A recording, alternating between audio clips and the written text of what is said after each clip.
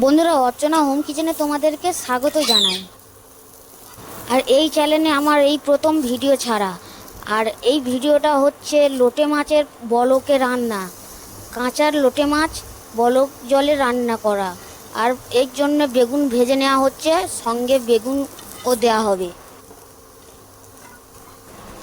বেগুনটা ভাজা হয়ে গেছে, এবার একটা পাত্রে তুলে নেওয়া হচ্ছে। আর এরপরে দেওয়া হবে সেটা হলো পেঁয়াজ।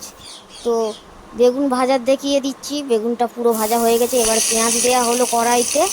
এবার পেঁয়াজগুলো ভাজা হবে, আর পেঁয়াজগুলো এখন ভাজা চলছে।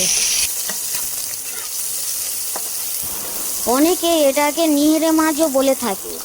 আর এই মাছটা পুরোটাই কিন্তু কাঁচা রান্না হবে, কোনো ভাজার সিন নেই, পুরোই কাঁচাই রান্না হবে। তোমাদেরকে ভিডিওটা আমি পুরোটাই দেখাবো, ভিডিওটা পুরোটাই দেখবেন, ভিডিওটা শেয়ার করবেন আর আমার পাশে থাকবেন। রসুন রসুন দেবে তো? হ্যাঁ, রসুন আদা। পেঁয়াজটা পুরো লাল লাল করে ভাজা হচ্ছে, কারণ পেঁয়াজটা লাল লাল করে ভাজা হয়ে গেলে তারপরে পেঁয়াজটাকে তেল ছাড়বে, সেই জন্য পেঁয়াজটা পুরো লাল লাল করে ভাজা হচ্ছে।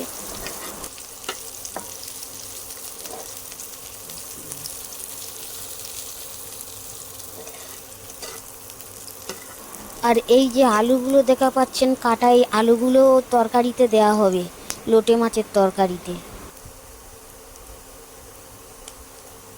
রান্নাটা হবে সম্পূর্ণ ঘরোয়া উপায়ে, কোনো আদার্স মশলা দেওয়া হবে না, বা যে মশলা দেওয়া হয় ঘরে সেই ঘরোয়া মশলা দিয়েই রান্না হবে। ঘরোয়া মশলার বাইরে কোনো মশলা দেওয়া হবে না। তো দেখতে পাচ্ছেন পেঁয়াজটা লাল লাল করে ভাজা হয়ে গেছে। বাবার কাছে ফোন করো।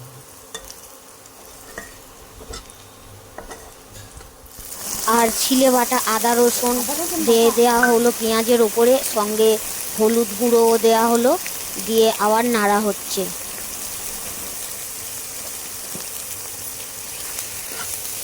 নাড়তে নাড়তে পুরোটাই মশলাটাকে সেন্ট বার হয়েছে, একটা সুন্দর গন্ধ বার হয়েছে।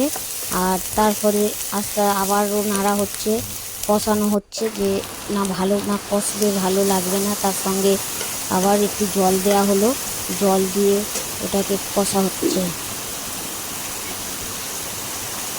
এবারে লঙ্কার গুঁড়ো দেওয়া হচ্ছে কষার উপরে, দিয়ে আবার কষা হবে। তো গুঁড়ো লঙ্কা একটু দিতে হয়, কারণ নদীর মাছে গুঁড়ো লঙ্কাটা একটু বেশি লাগে, আর যেহেতু নিহেরে মাছ।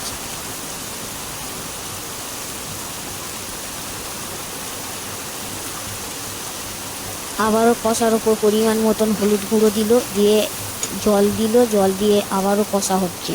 এইটা কষতে হবে অনেকক্ষণ ধরে, কষাটাই মেন, স্বাদ আসবে আলাদা। আবারও কষা হচ্ছে।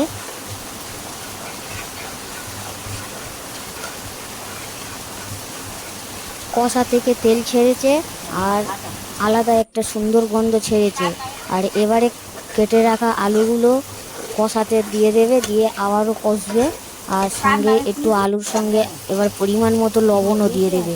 যে আলুগুলো কাটা ছিল সেগুলো দিয়ে দিচ্ছে, দিয়ে আবারও নাড়াচাড়া হবে।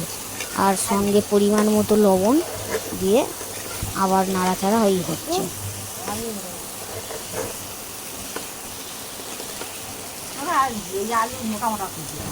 কষা মশলাতে এবারে আলুগুলো দিয়েও কষা হচ্ছে। আর আলুগুলো কষার পরে তারপরে দেয়া হবে বেগুন, মাছ, নিহেরে মাছগুলো দেওয়া হবে। তো সেগুলো তোমাদেরকে পরে দেখাবো। তো এগুলো দেখাচ্ছি। নুনটাই দিয়ে স্বাদ মতো নুন, সবাই যে যেমন নুন খায় তেমন স্বাদ মতো নুন কিন্তু দিতে হবে।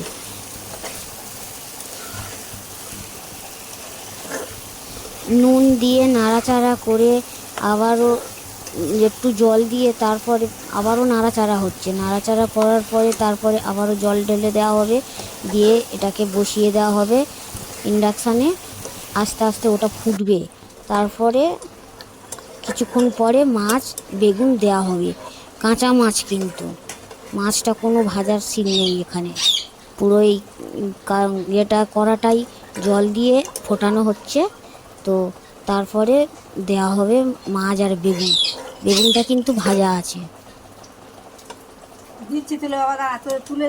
এবারে কাঁচা নিহেরে মাছ এই ফুটন্ত তরকারিতে ফেলে দেওয়া হবে, সঙ্গে বেগুন ভাজাগুলোও দেওয়া হবে। বেগুনগুলো যে হালকা ভেজে নেওয়া হয়েছে, তো এই নিহেরে মাছগুলো তরকারিতে ফেলে দিয়েছে, এগুলো আস্তে আস্তে ফুটবে। আর এবারে বেগুনগুলোও দিয়ে দেবে তরকারিতে, দিয়ে আবারও ফোটানো হবে। তো আমার নিহেরে মাছ কাঁচা তরকারি খেতে খুব ভালো লাগে। এটা বলে নিহেরে বলকে রান্না। তো তোমরা কেমন কি বলো আমাকে কমেন্ট করে জানাও। তরকারিটা আবারও চাপা দেওয়া হলো মাছ দিয়ে।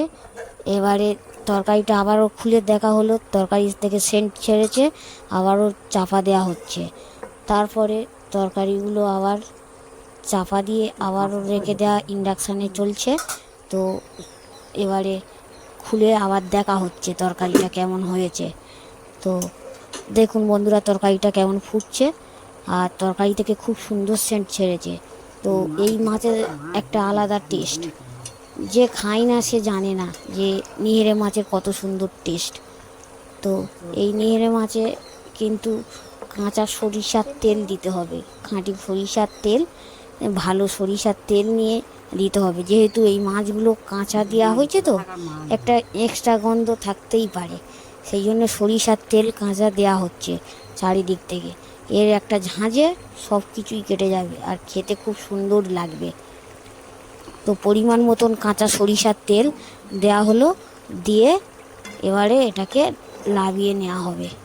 তো শুকো শুকো হয়ে এসছে, আর কিছুক্ষণের মধ্যে আমরা লাবিয়ে নেব। তো চাপা থাকলো, তো এবারে আমরা লাবিয়ে নিচ্ছি তরকারিটা। দেখুন তরকারিটা কত সুন্দর হয়েছে, আর তরকারিটা একদম পুরো শুকো শুকো ভাব, আর খুব সুন্দর সেন্ট ছেড়েছে।